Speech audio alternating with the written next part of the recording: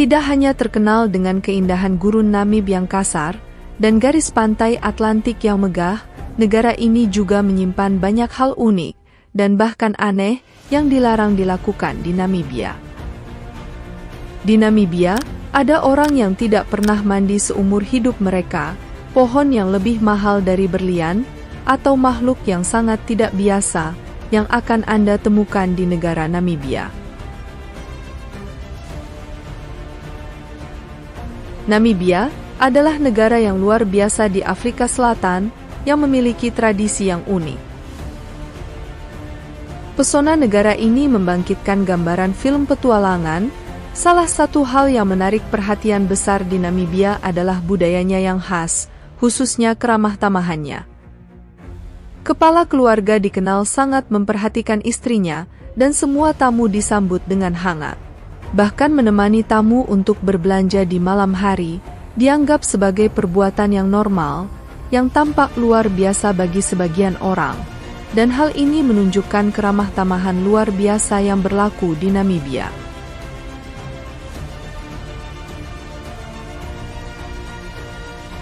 Gurun Kalahari, wilayah gersang yang membentang hingga ke Afrika Selatan dan Botswana, merupakan salah satu ciri geografis Namibia yang terkenal. Kalahari, meski dikenal sebagai gurun, memiliki beragam lingkungan lokal, termasuk beberapa area hijau, dan secara teknis bukan gurun. Daerah lembap Karo adalah rumah bagi lebih dari 5.000 spesies tumbuhan, hampir setengahnya endemik. Sekitar 10% spesies dunia ditemukan di Karo. Alasan dibalik produktivitas dan endemisme yang tinggi ini, mungkin karena sifat presipitasi yang relatif stabil.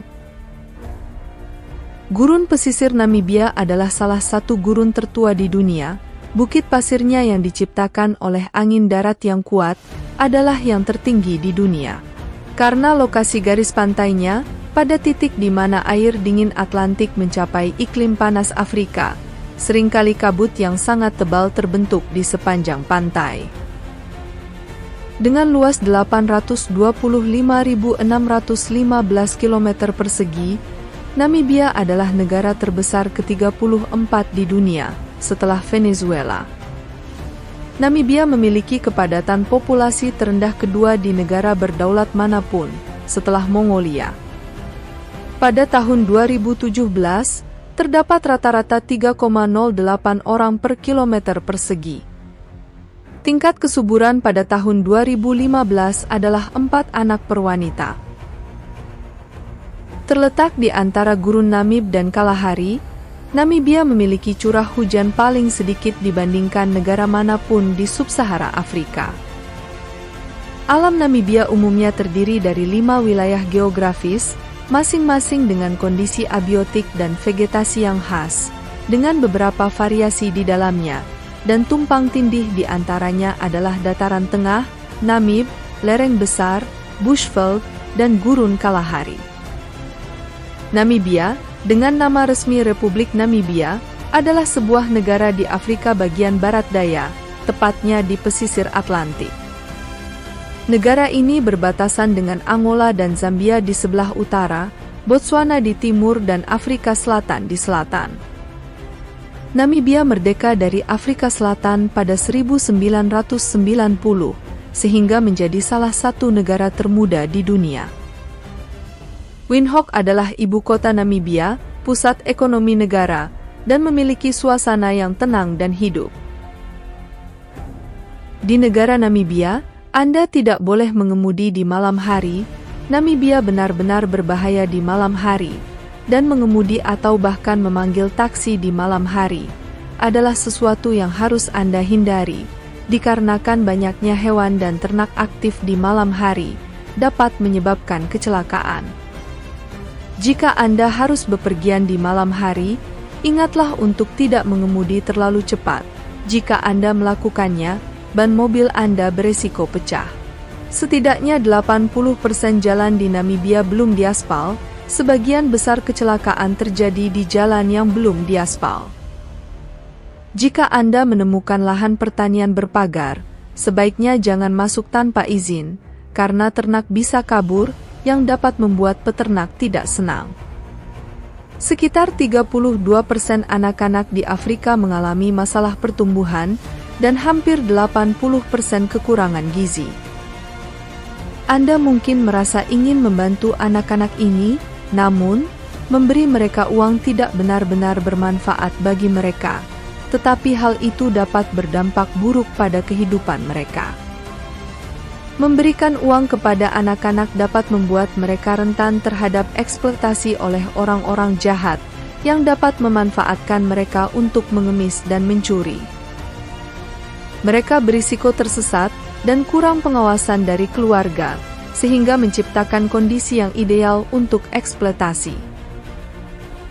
Namibia adalah negara dengan populasi paling sedikit kedua di dunia, setelah Mongolia, dengan populasi hanya sekitar 2,6 juta jiwa, menempati wilayah seluas 825.000 km persegi, dan sekitar 85% berkulit hitam, 5% adalah keturunan Eropa, dan 10% sisanya adalah ras campuran.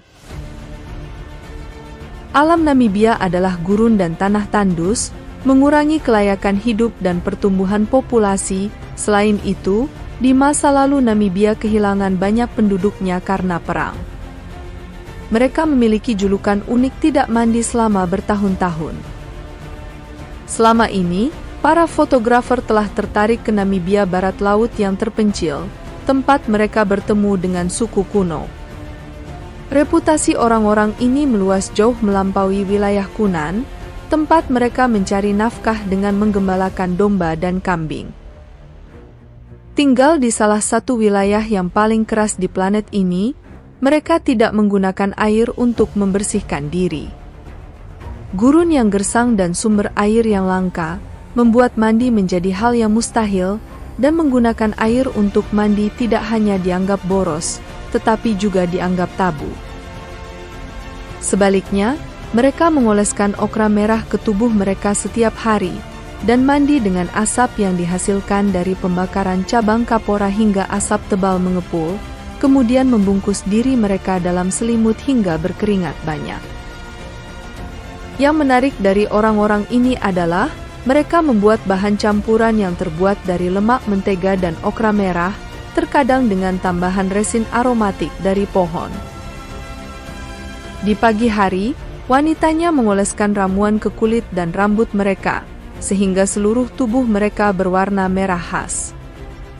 Gadis-gadis muda yang belum pubertas memiliki 2 sanggul rambut yang menghadap ke depan. Namun, jika ada anak kembar, seorang gadis hanya akan memiliki 1 sanggul rambut di depan untuk memberi isyarat bahwa mereka belum siap untuk menikah. Di sisi lain, gadis-gadis muda yang siap untuk menikah akan mengepang sanggul rambut mereka ke belakang kepala. Wanita yang telah menikah selama 1 tahun atau telah memiliki anak akan mengenakan hiasan kepala. Sebaliknya, pria himba berpakaian sederhana, pria yang belum menikah mengepang rambut mereka dari dahi ke belakang leher. Pria yang sudah menikah harus mencukur rambut dan mengenakan turban sampai mereka meninggal, dan hanya boleh melepas turban tersebut pada saat pemakaman. Pria yang sudah menjadi duda tidak diperbolehkan mengenakan turban dan tidak diperbolehkan mengepang rambut mereka. Sekarang saya akan membawa Anda ke suatu tempat di Namibia yang mungkin tidak berani Anda kunjungi, Pantai Skeleton. Ini adalah salah satu tempat paling misterius di dunia. Para pelancong telah diperingatkan untuk tidak datang ke wilayah gurun yang keras. Di utara negara ini, tempat ini dipenuhi dengan bangkai kapal yang tenggelam, bangunan yang ditinggalkan, dan sisa-sisa aneh yang merupakan rumah bagi banyak predator berbahaya, seperti singa, hiena dan anjing liar. Beberapa petualang pemberani telah mengabaikan peringatan dan menjelajah ke sini untuk mencari harta karun tersembunyi. Sayangnya, banyak dari mereka telah menghadapi situasi berbahaya dan bertemu makhluk yang tidak boleh dianggap remeh. Saya tidak dapat menyampaikan sepenuhnya peristiwa yang telah terjadi di sini, tetapi sangat bodoh untuk menjelajahi area ini tanpa perlindungan dari pihak berwenang. Rawamati adalah cekungan tanah liat putih yang terletak di dekat cekungan garam Sossusvlei yang lebih terkenal, di sebuah lembah di antara bukit pasir di Taman Namib-Naukluft di Namibia. Dikenal sebagai Deadvlei yang berarti rawa mati. Rawa mati dikelilingi oleh bukit pasir tertinggi di dunia, yang tertinggi mencapai 300 hingga 400 meter. Dataran tanah liat ini terbentuk setelah hujan. Kerangka pohon yang tersisa, yang diakini telah mati 600 hingga 700 tahun yang lalu, dan sekarang menjadi hitam dan hangus, karena panas yang menyengat. Meskipun tidak membatu, kayunya tidak membusuk, karena daerah tersebut sangat kering. Hanya di Namibia Anda dapat menyaksikan pemandangan yang aneh seperti ini, seluruh hutan terbalik dan tumbuh subur pohon kuifer di Namibia Selatan. Pohon kuifer juga dikenal karena bentuknya yang terbalik, dan daunnya terlihat agak mirip dengan akar. Pohon ini dikaitkan dengan sejarah panjang cerita rakyat, misalnya bahwa pohon ini akan membawa keberuntungan bagi siapapun yang memuja dan merawatnya. Karena berlian telah ditemukan di Namibia, orang-orang mengatakan bahwa jika salah satu pohon ini digali, akan menemukan berlian di tempat tumbuhnya. Tetapi karena pohon-pohon ini diberkati, tidak ada yang mau menggalinya. Penduduk asli di Namibia secara tradisional menggunakan pohon kuifer untuk senjata, seperti anak panah dan tombak. Hutan ini terletak sekitar 14 km di timur laut Keetmanshoop di jalan menuju pertanian Gariganus. Hutan ini terdiri dari sekitar 250 pohon kuifer yang sangat besar, dan hanya dapat ditemukan di Afrika bagian selatan, yang tumbuh lambat dan dapat tumbuh setinggi hingga 8 meter. Namibia adalah surga alam liar, dengan kepadatan penduduk yang jarang, sehingga alamnya hampir tak tersentuh. Hal ini menjadikannya destinasi yang dicari para pecinta bukit pasir dan satwa liar yang langka. Negara ini merupakan rumah bagi 12 taman nasional, dengan Taman Nasional Etosha, cagar alam luar biasa, dengan berbagai macam mamalia, reptil dan burung, beberapa di antaranya merupakan spesies yang terancam punah. Pengunjung dapat menyaksikan perburuan singa, mengagumi matahari terbenam bersama hewan-hewan, dan menjelajahi formasi batuan granit unik yang dikenal sebagai Spits, yang dihiasi dengan gambar-gambar asli Afrika kuno. Bukit pasir di Namibia sungguh luar biasa, menyerupai gunung dan menciptakan pemandangan alam yang menakjubkan. Dilihat dari atas, bukit pasir Namibia yang menakjubkan memperlihatkan keindahan alam yang tak terbatas. Big Daddy, Big Mama, dan Bukit Pasir 45 hanyalah beberapa contoh bukit pasir besar yang terletak di dalam Taman Nasional Namib-Naukluft di Namibia, yang telah menjadi tujuan wisata populer bagi mereka yang mencari pengalaman Afrika yang luar biasa. Di antara semuanya, Big Daddy Sand Dune adalah bukit pasir yang paling menarik, dengan ketinggian 350 meter, menyerupai sebuah karya seni yang luar biasa, dan dikenal sebagai salah satu bukit pasir tertinggi dan tertua yang berumur hingga 5 juta tahun. Lingkaran peri yang ditemukan di gurun Namib adalah petak-petak tanah tandus melingkar, dengan diameter bervariasi dari 2 hingga 15 meter, yang dikelilingi oleh cincin rumput.